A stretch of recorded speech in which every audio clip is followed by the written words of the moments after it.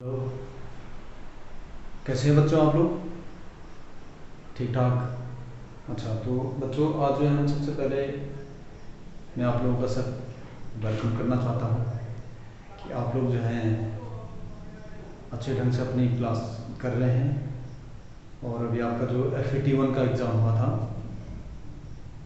उसमें आप लोगों ने किसी ने थोड़ा बहुत गलती की होगी, उसकी वजह से उनके मार्क्स नहीं आ पाए, लेकिन ओवरऑल आपके जो हैं अच्छे मार्क्स आए। और आप मेरे हिसाब से आप जो है अच्छी मेहनत कर रहे हैं। इस लॉकडाउन के दौरान आप बहुत अच्छी मेहनत कर रहे हैं, तो ये बहुत अच्छी बात है। ठीक है, आज हम हमारा जो पाठ नवा है कबीर की साखियाँ। ठीक है, कबीर की साखियाँ। इससे पहले मैंने आपको डिस्कस करवाया था किसके ऊपर, क्या निराश हुआ जाए। ठीक है, क्या निराश हुआ जाए, तो उसके बारे में आप लोगों ने पढ़ा था। उसमें हजारी प्रसाद द्विवेदी प्रसिद्ध लेखक हैं और ये प्रसिद्ध रहस्यवादी कवि और संत कबीरदास जी। ठीक है, तो यहाँ पर जो दोहे जो आपकी पाठ्य पुस्तक में दिए गए हैं, वसंत भाग 3 में दिए गए हैं, वो पहला दोहा है, जाति न पूछो साधकी पूछ लीजिए ज्ञान, मूल करो तलवार का पड़ा रहने दो म्यान। दूसरा दोहा है, आवतकारी एक है उलटत होई अनेक, और कह कबीर नहीं उलटिए वही एक की एक। तीसरा दोहा है, माला तो करने फिरे जीव फिरे मुख माही, मनवा तो चहुदिस फिरे यह तो सुमिरन नाही। कबीर घास न नींदिए जो पाँव तली होई, उड़ी पड़े जब आंख में खरी दुहेली हुई।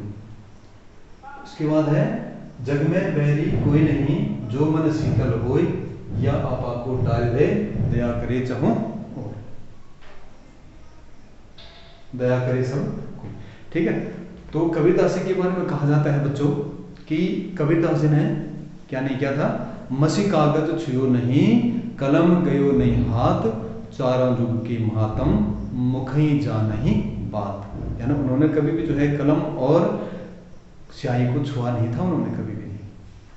यानी वो निरक्षर थे, ऐसा कहा जाता है कि कभी निरक्षर थे, लेकिन उन्होंने जो बड़े बड़े संत लोग हैं, जो साधु लोग हैं, जो सज्जन लोग हैं, उनकी संगत में रह करके उन्होंने उनकी वाणी से जो ज्ञान प्राप्त किया, उसको उन्होंने इस साखी के रूप में, एक कबीर की साखियाँ उसके रूप में उसको क्या किया, प्रस्तुत किया। ठीक है ना, जिसको बीजक कहते हैं, बीजक कहा जाता है। और यहाँ पर साखी, साखी का मतलब क्या होता है, साक्षात प्रत्यक्ष, जो चीज़ें प्रत्यक्ष हैं उसी के ऊपर उन्होंने क्या किया, दोहा अपना दोहे लिखे।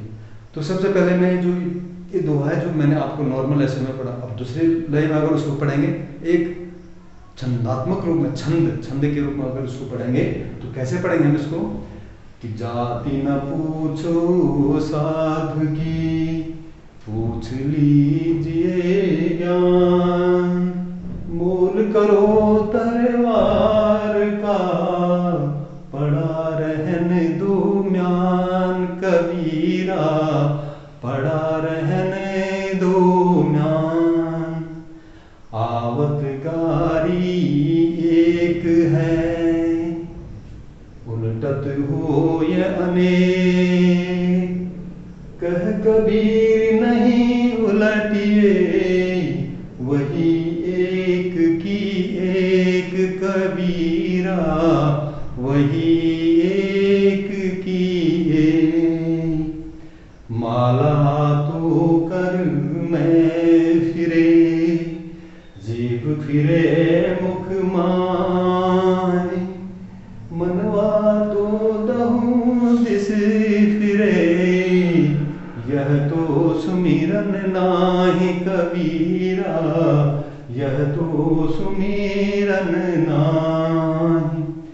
कबीर घास न नींदिए जो पाँव तली होय, उड़ी पड़े जब आँख में खरी दुहेली होय, कबीरा खरी दुहेली होय। जग में बैरी कोई नहीं जो मन शीतल होय, या आपा को डारी दे दया करे सब कोई कबीरा, दया करे सब कोई। तो बच्चों ये जो है यहाँ पर मैंने इसको छंदात्मक रूप में इसको गाया है।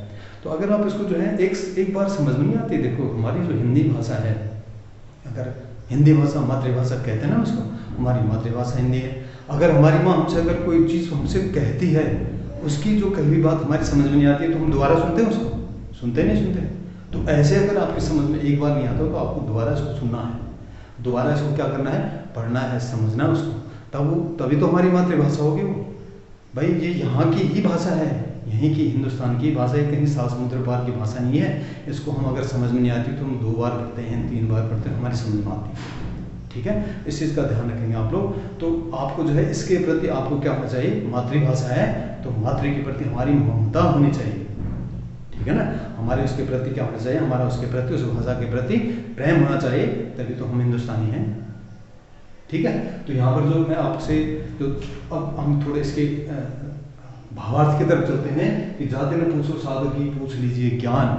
अब हम जो है इसकी तरफ चलते हैं कि कबीरदास जी कहते हैं यहाँ पर कि जाते न पूछो साधु की पूछ लीजिए ज्ञान। हमें जो है किसी कोई भी साधु है उसकी हमें क्या नहीं पूछनी चाहिए, उसकी हमें जाति नहीं पूछनी चाहिए कि तो कौन सी जाति का है, कौन से धर्म का है, कौन से संप्रदाय का है।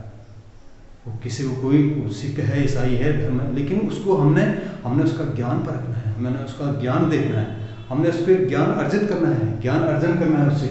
मोल करो तलवार का पड़ा रहे दो म्यान। जैसे हम लोग जो है जब क्या करते हैं, मोल भाव करने के लिए बाजार में जाते हैं तलवार का, तो तलवार की जो है उसका मोल किया जाता है, उसका मूल्य दिया जाता है, म्यान का मूल्य नहीं दिया जाता है। क्यों नहीं दिया जाता है? क्योंकि लड़ाई के मैदान में म्यान काम नहीं करती है, लड़ाई के मैदान में कौन काम करती है, तलवार काम करती है। ठीक है, तो यहाँ पर कबीरदास ने उसी प्रकार से कहा है कि साधु की जात नहीं पूछनी चाहिए, बल्कि उससे ज्ञान, जो उसका ज्ञान है, उस ज्ञान को हमें अर्जन करना चाहिए, उस ज्ञान का हमें ग्रहण करना चाहिए। दूसरा दोहा है कि आवदगारी एक है उलटत हुई अनेक। ठीक है ना, आवदगारी एक है उलटत हुई अनेक, यह कह कबीर नहीं उलटी वही एक की। कबीरदास जी कहते हैं कि अगर हमें गाली का मतलब यहाँ पर क्या है, अपशब्द है, गाली अपशब्द। जब हमारे मुंह से, हमें तो ईश्वर ने ये जुबान दे रखी है, ये जुबान किस लिए दे रखी है ईश्वर ने हमें ये जुबान दे रखी है कि हम इसे अच्छे शब्द बोलें, मीठे वचन बोलें, लेकिन हमारी जो यही जीवा क्या करती है, कभी कभी अपशब्द बोलना शुरू कर देती है। तो वहाँ पर कबीरदास जी कहते हैं कि जब क्या होती है, आवदगारी एक है, अगर कोई हमको एक गाली देता है, अब हम उसका उलट करके उसका जवाब दे देते हैं, यानी उसको भी हम गाली देना शुरू कर देते हैं, तो हजारों गालियाँ बन जाती हैं। ठीक है ना, कि आवदगारी एक है उलटत हुई अनेक हो जाती हैं। अगर हम उसका पलटवार करेंगे, उसको बदले में उसका जवाब देंगे, तो क्या हो जाएंगे, गालियाँ बढ़ती जाएंगी। कह कबीर नहीं उलटिए वही एक की एक। अगर हम मौन रह करके उसका जवाब देते हैं, मौन रह करके मतलब कुछ नहीं कहते हम, तो गाली एक ही रहेगी। जिसने हमें अपशब्द कहा है, हम उसको मौन रह करके उसके अपशब्द को सुन लेते हैं, तो वो अपशब्द एक ही रहेगा, वो डबल नहीं होगा, वो दुगना तिगुना अनेक नहीं हो जाएगा। ठीक है, अगला जो दोहा है, माला तो कर में फिरे जीव फिरे मुख माही। माला तो कर में फिरे जीव फिरे मुख माही, मनुआ तो दब बिसरे यो तो सुमिरन नाही।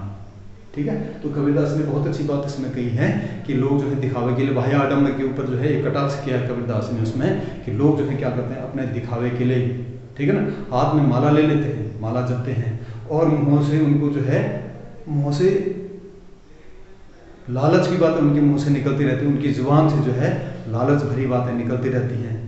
ठीक है ना, और जी मनवा तो दहुदिस फिरे, और मन जो है उनका जो है बेबस रहता है, मन कहाँ कहाँ भटक रहा है, उसकी तरफ उनका ध्यान नहीं जाता है, और कहते हैं कि हम क्या कर रहे हैं, ईश्वर का ध्यान कर रहे हैं। इसको ईश्वर का ध्यान नहीं कहा जाता है। ईश्वर का ध्यान करने के लिए हमें सबसे पहले क्या करना पड़ेगा, अपने आप को, अपने मन को क्या करना पड़ेगा, अपने कंट्रोल में, अपने नियंत्रण में लाना पड़ेगा, तभी जो हम ईश्वर का सुमिरन का मतलब क्या होता है, ध्यान। सुमिरन मतलब याद। ईश्वर को याद तभी किया जा सकता है जब हम क्या रहें, अपने मन को नियंत्रण में रख करके ध्यान करते हैं। ठीक है, अगली बात यहाँ पर जो कबीरदास ने कहा है कि कबीर घास न नींदिए जो पाऊँ तली होई। पिछली बार मैंने आपको दोहा मैं घमंडों में भरा ऐठा हुआ पढ़ा होगा आपने, है ना। तो एक दिन का जो है यहाँ पर उसी प्रकार की बात हो रही है कि कबीर घास न नींदिए जो पाऊँ तली होई। जो तुच्छ चीज़ है उसको कभी भी उसकी निंदा नहीं करनी चाहिए। ठीक है ना। जो बेकार चीज़ है उसकी हमें कभी भी जो है निंदा नहीं करनी चाहिए। कबीर ने घास नहीं दी जो पाँव तले, हमारे पैरों के नीचे जो घास है उसकी निंदा नहीं करनी चाहिए, उसकी कभी भी जो है उसको तुच्छ नहीं समझना चाहिए। उड़ी पड़े जब आँख में खरी दुहेली हुई, दुहेली मतलब क्या होता है, दुखदाई होती हो, ठीक है ना। जैसे ही अगर वो तिनका जो है हमारी आँख में पड़ जाता है तो हमारी आँख बहुत दुखने लग जाती है, ठीक है ना। इसलिए जो तुच्छ चीज़ है उस तुच्छ चीज़ को हमें क्या नहीं करनी, उसकी निंदा नहीं करनी चाहिए, उसकी निंदा, उसकी बुराई नहीं करनी चाहिए। अगर वो गलती से हमारी आंख में आ जाता है, वो तिनका, वही तिनका अगर हमारी आंख में आ जाता है तो हमें बड़ा क्या करता है, दुख पहुंचाता है, कष्ट पहुंचाता है, ठीक है। आखिर तो है कि जग में बैरी कोई नहीं, जो मन शीतल होई, या आपा को डाल दे, दया करे सब कोई, ठीक है ना। इस संसार में कोई किसी का दुश्मन नहीं है, कोई किसी का बैरी नहीं है, कोई किसी का शत्रु नहीं है, ठीक है ना। जो मन शीतल, अगर आपका मन क्या है, बिल्कुल शांत है, आप शांत भाव से सबके साथ में एक जैसा बर्ताव सबके साथ में रखते हैं, तो आपका कोई भी संसार में दुश्मन नहीं हो सकता है। दुश्मन कब होता है, हमारी जुबान से हमारा क्या होता है, दूसरा दुश्मन बन जाता है। जो हमारा सगा है वो भी हमारी जुबान की वजह से क्या बन जाता है, हमारा शत्रु बन जाता है।